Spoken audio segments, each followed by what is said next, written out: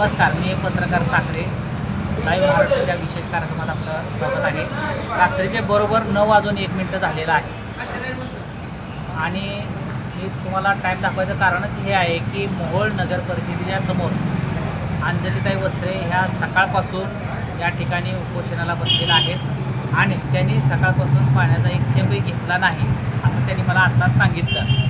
मोहोळचे नगर परिषदेचे पदाधिकारी एवढे निष्ठुर कसे झालेले आहेत हे त्यांच्याकडून जाणून ताई, आपण सकाळपासून या ठिकाणी मोहोळच्या शिवाजी चौकातील रहदारी कमी व्हावी आणि भाजीपाला देणाऱ्या लोकांचं शिकवावा यासाठी आपण उपोषणाबरोबर बसलेलं आहे। तर सकाळपासून आपल्याला प्रशासनाला काय उत्तर दिले का?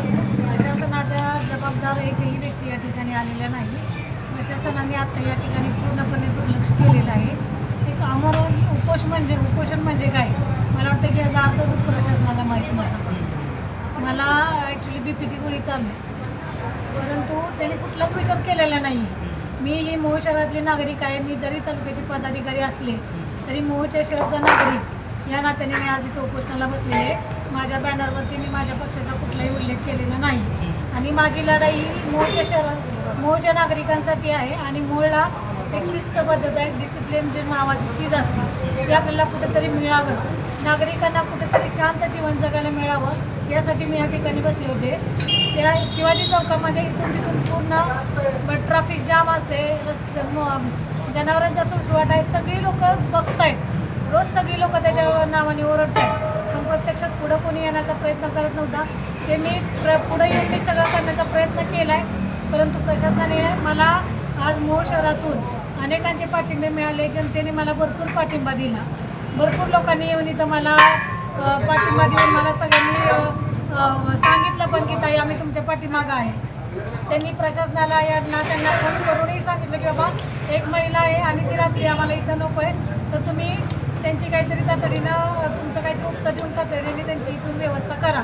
रात्रीच्या 9 वाजलेले आहेत, प्रशासन आपल्याकडे आलेलं नाही आलेलं नाही। आपलं आमरण उपोषण हे रात्रभर चालू राहणार, आपण संध्याकाळी घरी जाणार आहात का याच ठिकाणी राहणार? मी याच ठिकाणी थांबणार। जर प्रशासनानं मला योग्य उत्तर, मला समाधानकारक उत्तर जर नाही दिलं तर मी रात्रभर इथंच राहणार आणि आजच नाही तर पूर्ण त्यांनी म्हणतील तिथपर्यंत माझी इथं थांबण्याची तयारी। कारण CO साहेबांचं मला उत्तर मागाशी आलेलं आहे की येत्या 20 तारखेपर्यंत किंवा 28 तारखेपर्यंत मीटिंग कधी लागते मला माहीत नाही। मग आज ते नगर परिषदेचे CO आहेत, जर त्यांना मीटिंग कधी लागणार आहे हेच माहीत नसेल तर मग आम्ही कुठल्या तत्वावरती इथून उठायचं, हा प्रश्न मी आदरणीय CO साहेबांना विचारते। बरं, आता मोहोळच्या नागरिकांच्या प्रश्नासाठी आपण या ठिकाणी उपोषण करत आहात, तर मोहोळच्या नागरिकांना आपण काय आव्हान कराल? मी मोहोळच्या नागरिकांना असं आवाहन करेन की आज जर संध्याकाळी मी इथंच थांबले तर उद्या तुम्ही सर्वांनी माझ्या पाठीमागं उभं राहून मला तुमचाही पाठिंबा इथं मोहोळ शहर माझे नगर परिषदेतल्या सर्व प्रशासकाला तुम्ही तुमचं जे माझ्या पाठीमागं उभं राहून तुमचं पाठिंबा मला आहे आणि तुमचं जे स्वतःचे हक्क अधिकार आहेत ते तुम्ही प्रशासनासमोर माझ्याबरोबर तुम्ही पण मागा, एवढं मी मोहोळच्या जनतेला सांगू इच्छिते। धन्यवाद। या होत्या अंजलीताई वस्त्रे यांनी मोहोळ शहरातील नागरिकांना सांगितले की हा प्रश्न माझा एकटीचा नसून हा मोहोळ शहरातल्या 20,000 लोकांचा प्रश्न आहे आणि त्या लोकांनी सुद्धा उद्यापासून जर माझं उपोषण कंटिन्यू राहिलं तर उद्यापासून मला पाठिंबा द्यावा अशी त्यांनी मोहोळकरांना विनंती केलेली आहे। लाईव्ह महाराष्ट्रासाठी राजू साखरे, मोहोळ, सोलापूर।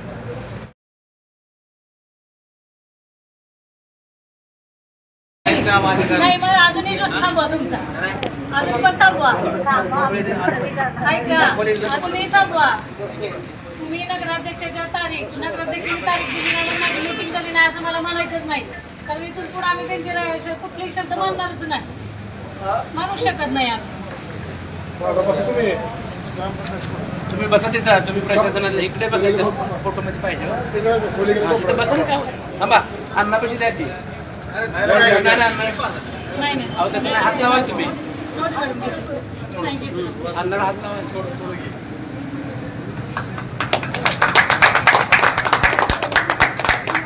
मॅडम आता वस्त्रेताईंनी शिवसरांच्या शब्दांना प्रशासनाच्या शब्दाला मान देऊन पवळकरांच्या शब्दाला मान देऊन प्रमोशन मागं घेतलं, त्याबद्दल त्यांचे आभार। नगरपालिकेच्या वतीने हां, नगरपालिकेच्या वतीने मी आभार मानते आणि प्रशासनाचं नेहमीच सहकार्य राहील। त्यांच्या समस्येची दखल घेतली जाईल. धन्यवाद. हां मी पण तुमची खूप आभारी आहे.